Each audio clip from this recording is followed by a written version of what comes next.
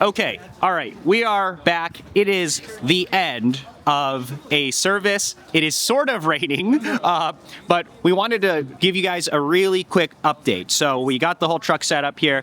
What are the updates? Yeah, so we're excited. So this is the first time we're powering truly like everything off of the truck now. If you remember the first time, we still did our pour-over setup and the hot water kettles and the grinder there with like our old battery system, and because we wanted to slowly get there. But yeah, this is like fully everything, 2 kettles, 3 grinders, a 2-group machine, multiple pumps. So it's like everything just powered by the truck. So yeah, that's the main update, and you can kind of see it too from this angle. Like we have some daisy chain cords coming out here, but they all snake back into the truck. So it's nice. There's like a secondary outlet here, and it's actually on a different circuit. So that means we can isolate all the loads for our 2, boiling kettles and our grinder over there, and then the espresso stuff is powered by a different circuit essentially. So, yeah. So how much power did we use? Oh, let's find out. I actually haven't looked. We started a little lower. I think we started around 85 today or 86. And now we're at 78 actually. So it actually looks like it didn't really use much more. Yeah, 8% again. So I guess that means like the pour over stuff doesn't actually take that much power. So yeah, there we go. Yeah. Plenty of power still to get home. Yeah, but it's literally just like all plugged into the truck now. So as you see here, truck, espresso machine over there, and all these kettles and grinders for pour over. Yeah. And so we had the van just sitting here for like emergency backup, but I think next time we probably don't even need to bring it, or we can just park it somewhere else. So yeah, very excited. Fully truck powered now. And then if anyone was curious, we will now tell you about why we do full electric for everything.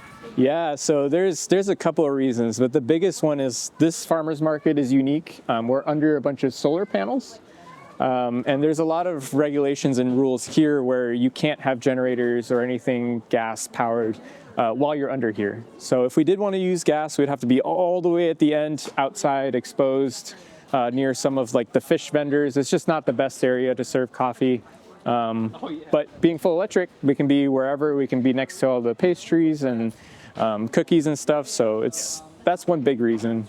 And then the second one too is just, I don't know, we didn't want it to be like a food truck. Like we like to have conversations with our guests. Like we serve people their drinks like right next to the machine, and it's like dead quiet, and it's super convenient. It doesn't smell. Doesn't smell. There's no fumes. There's no noises. It's just the sound of like your latte milk being steamed and the nice hiss. And it's just a better, more connected customer experience. We really value that with our community here. So you can do that really easily with electric.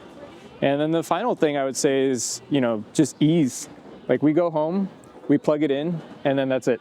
Like we don't need to get more gas for the generators. We don't need to clean it out ever. We don't need to get like more propane tanks if we're doing that. It's just more convenient. Yeah, and then now it's even more convenient than that because we can just plug in something directly into the truck to run this other coffee experience. There is another video on this pour over coffee experience if you guys want to check that out.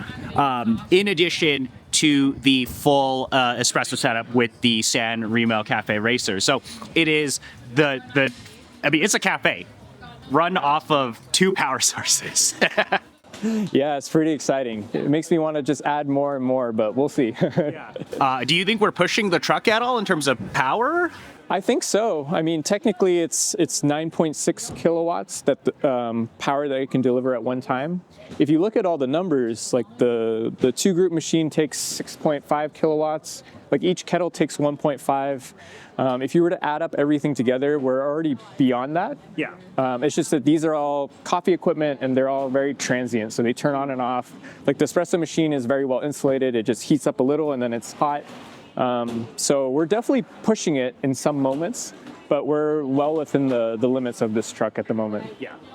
And as you guys can see, you got 78%. You started a little lower. Like we're still using so much more power to drive here than actually run the surface. Yeah, I mean, if you think about it, like it's like a 6,000 pound truck. We're pulling like a multi-thousand pound trailer. Like that's a lot of energy versus, you know, making espresso and we're heating up water, but it's such a different ball game, you know. So power or energy isn't really much of a concern. Yeah. Well, we'll have that video on the math very soon because we have now more of the real world numbers running the machine and the actual pour over setup. So what we can do is we can now, you know, give you guys some more real numbers, calculated numbers and all of that.